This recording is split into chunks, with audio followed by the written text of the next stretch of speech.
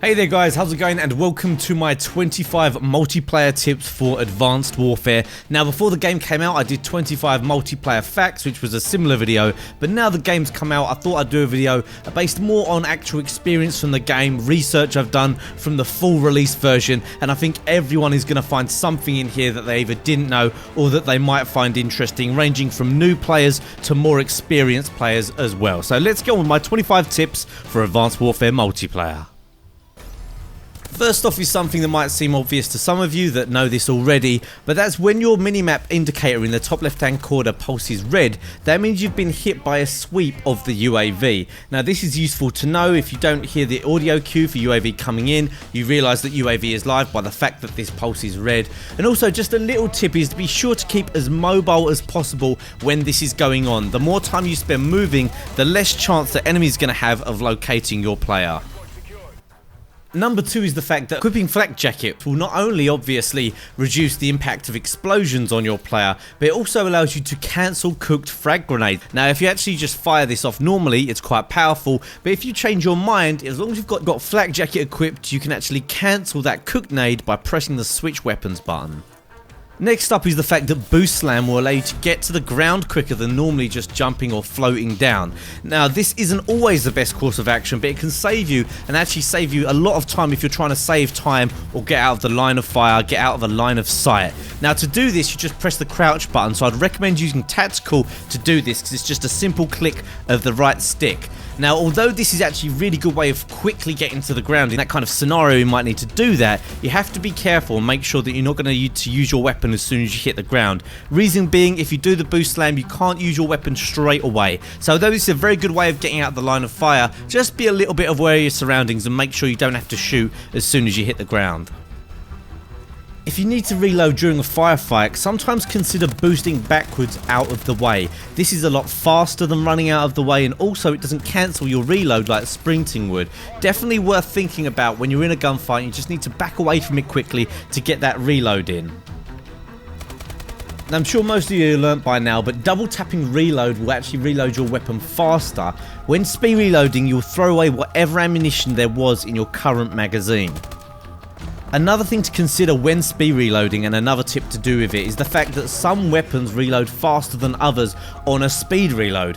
For example, I did some testing and the AK-12 sped up its reload by 10%, which it doesn't really make it worth it. It's probably not going to be worth throwing away your whole magazine's worth of ammo just for a 10% faster reload. But when it comes to some of the heavy weapons, some of those reloaded by up to 40% faster. So you might want to do a little bit of testing before you actually work out whether you think speed reloading is worth your time. Another thing that's kind of cool, I'm sure a lot of you have noticed, that you can apply a camo to a supply drop weapon that already has a camo on, and this will result in a new and different, completely unique camo to what you had before. Say if you have a blue gun and then you put the carbon fiber on it, it will still look carbon fiber, but then in some lights it will shine blue, and there are actually some great combinations here. So definitely have a little test around with some of your supply drop weapons and see if putting camos on them makes them look even better. Another little fact that not everyone is aware of is the fact that equipping dual mags will allow you to speed reload without losing your ammunition on every other reload. So not every single time, just every other time you reload with dual mags, you won't lose out on that whole magazine's worth of ammunition. A tip for avoiding a few deaths and sometimes getting out of the action quickly is, if you're being shot at, try to boost backwards and away from wherever you're being shot from. Not completely turn around 180 degrees, but at a slight angle, spin around and boost backwards. This will give you the maximum amount of movement away from them while also allowing you to get your aim towards them at the same time. Now obviously double jumping away is always a good option as well, but this is quicker and allows you to fire back at them quicker as well. Now don't get me wrong, against good players with good aim this normally won't work, but sometimes in some scenarios where they're not expecting it, this little boost out of the way will work. Also, remember to make the most of the virtual firing range. It's there for you to use while you're in lobby doing nothing. Test out how many hits it takes with each weapon to get a kill, and also use all of the different firing lanes to try out different skills. Some of them are actually set up to kind of emulate exo movement and stuff like that. It's all very well shooting the stationary targets, but if you want to test yourself a bit, go to the lanes towards the right hand side and see what you can do. Another little tip that's not obvious is the fact that overcharged will give you extra power with your boost slam ability. I'm sure some of you have been noticed when you're slamming down towards people and on people, you don't always get that kill, and that can be frustrating because sometimes it's tricky to pull off that maneuver. However, if you've got overcharged on, you can do it with a little bit more confidence that you're actually going to get that kill if you land right next to them. Another tip, this one is just my personal opinion, but pushing your sensitivity higher will result in less chance of being left confused and helpless in situations with lots of movement, such as enemies exo jumping around you. Try pushing your sensitivity up by 1 each day. Anything under 5 and you might struggle to deal with people who are fastly moving around the map. I've always been a kind of low sensitivity player in recent years, but I found after like 13 prestiges of this game, you really do need to have a higher sensitivity to deal with those faster moving players. Make sure to make the most of SMG's good hipfire abilities by equipping laser sight and get into the habit of strafing and hip firing at close range whenever you can. Assault rifle players will struggle to keep up with your movement, and aim down sight movement is very slow, so anyone who's aiming down sight of an assault rifle, if you have that hipfire SMG and you can boost strafe out of the way and keep firing at them, they're going to have a real hard time killing you. Another little thing that's been in Call of Duties before but's worth mentioning for anyone that doesn't realise, and that's that your idle sway can be reduced by either crouching or proning in this game. Now, idle sway is the movement that your gun makes while aiming down sight, and this is particularly strong in the sniper rifles in this game. So if you like to snipe a lot, it's sometimes worth just crouching if you've got a nice spot, maybe crouch or even possibly go prone to reduce that idle sway and make getting shots on target a lot easier. When it comes to movement, something not a lot of people realise is that if you haven't used your exosuit in a while, you've got the ability to boost twice in quick succession and negate that 2 to 3 second cooldown that it normally has.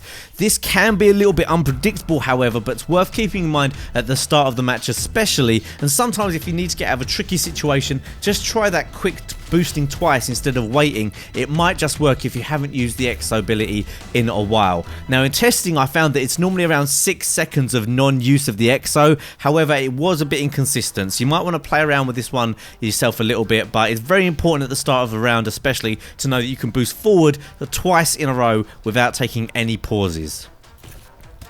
Now with the ability to jump on roofs in this game very easily, it's worth keeping in mind that hugging walls will keep you out of the line of sight of players up high and allow you to get the flank on anyone who's above. So although you have to watch out for people up high, make sure that you hug that wall near them so that they don't see you as easily.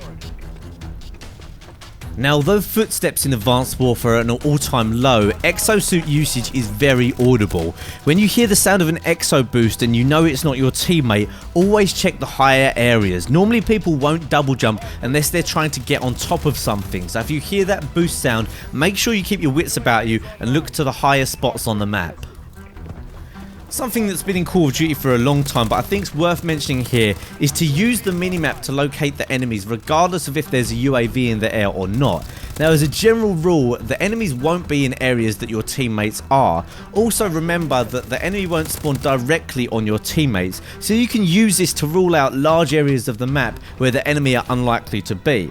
Now saying this, it needs to be kept in mind that this game's very fast movement means enemy locations are more unpredictable than ever, so never completely rule out a possible enemy's location, but just remember to play the percentage game and think where they probably are and then play towards that. Now if you've decided to undertake the camo challenges, it's very difficult to get long shots sometimes. One way to get around this is by playing hardcore game modes where players only have 30% health. This means they'll drop very quickly at range, making it easier and quicker for you to get those long shot kills, as well as help out a little bit with the headshots. Be aware that some of the exo abilities will actually cause your player to glow. For example, using an overclock will cause your player to glow yellow, and using stim will cause them to glow green. Exo abilities can be useful of course, but you might want to reconsider which ones you're going to use if you're going for a stealthy game style. Stun grenades are often forgotten about and can be extremely effective in objective game modes, but are barely used. Equip one of these for momentum or hardpoint, even domination, to give your opponents a really tough time whenever you fire them at them. Now, we all know the Bal 27 is already strong, but something not a lot of people know is that it increases its rate of fire the longer you hold down the trigger. This makes extended mags and scavenger extremely useful attachments for the already strong weapon, and if you're firing at someone at range, just try holding down that trigger rather than starting the whole burst all over again.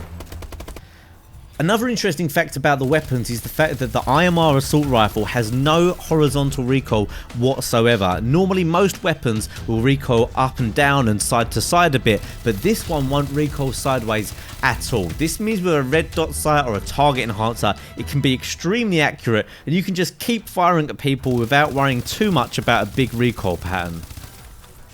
Now, an underestimated weapon in my opinion is the EM1 direct energy weapon. This thing has incredibly accurate hip fire, so if you actually pair that with gung ho, you can have loads of fun just sprinting towards objectives and firing off the laser. You can actually get some really good results with it. Obviously you don't need to have any ammunition with this. It can overheat, but it never runs out of ammunition, so it's just something that's worth a try if you want to try out something a little bit different that's actually quite good and quite a lot of fun.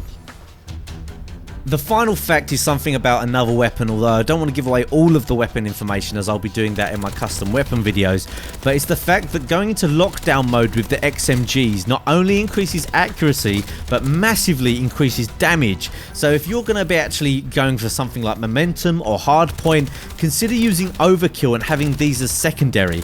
Get set up in a certain position, bring them out, put them into lockdown mode by pressing left on the D-pad, and you will absolutely chew through people if you can manage to get the first shots off. So although they do seem a bit ridiculous and crazy, put these things in lockdown mode in the right position and you can actually have some really great results.